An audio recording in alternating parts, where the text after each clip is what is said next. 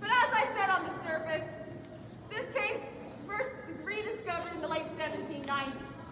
And this is a privately owned cave, and what they realized is the dirt inside the cave was very nitrate rich, so they started a very small saltpeter mining operation for local use. But in the early 1800s, the United States enters another war. Many folks consider this to be the Second War of Independence. Now, in modern times, this war has a different name. Anybody know what that was? And I'm going to need loud voices if you guys know.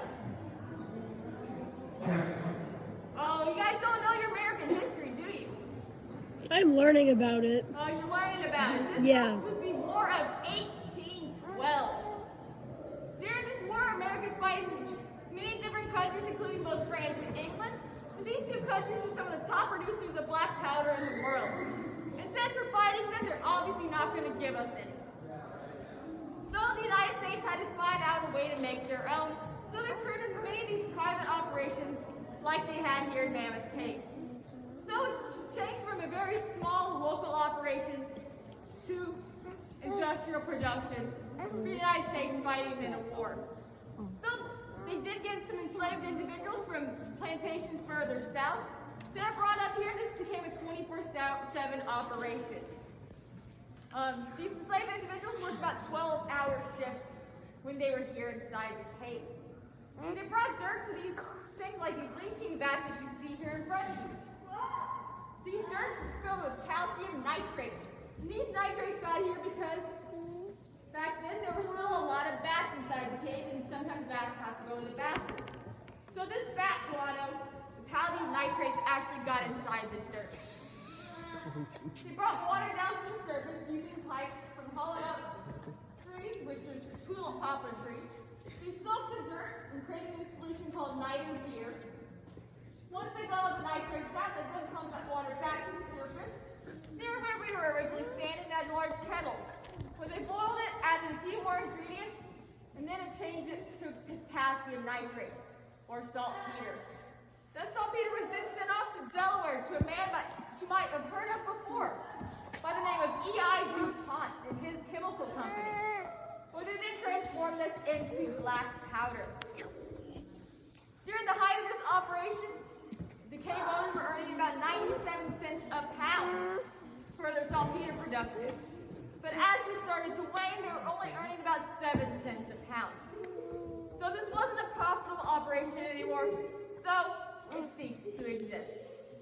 They had to figure out a different way to start making money. Something that we're still doing to this day. Can you take a guess? What are you guys doing right now?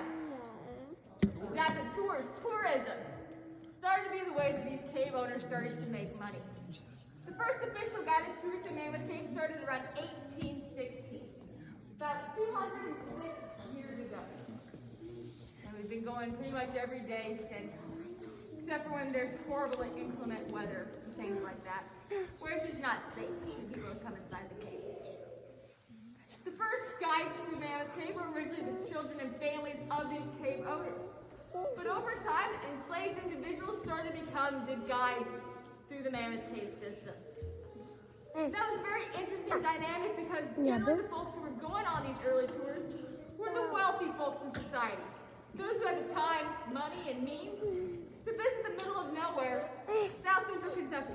Please make sure their feet are on the ground. And visit this deep, dark hole in the ground. So, you have to think, they had to listen to their guides. And they had to follow what those guides were saying. Because otherwise that could mean disaster for those individuals. Because what they had were lanterns to light their way, and what they're traversing were things like these rocks that you see over there. They had a couple options for tours. They had the short tour and the long tour. Short tour is anywhere between 6 to 8 hours in length. Long tour is double that. And they weren't necessarily dressed for this as well. Women, they'd generally be wearing long floor-length dresses, sometimes with a hoop skirt, high-heeled lace-up boots, and a corset. Men, three-piece suits, slick leather bottom shoes, maybe even carrying a top hat and their cane, as they're continuing on as well. How do we know this? Well, with these long tours and these strenuous conditions, we find a lot of these pieces left behind. Literally corsets cut off, thrown aside, high heels broken off inside the rocks, shoes strewn about as well. Cave preserves them very nicely. We can learn lots from them too. We're still doing tours this day. They do change a lot in that time period as well. But before we continue on, there's one interesting thing I do want to make note of. This room has changed a little bit. And it's not necessarily the way that you're thinking.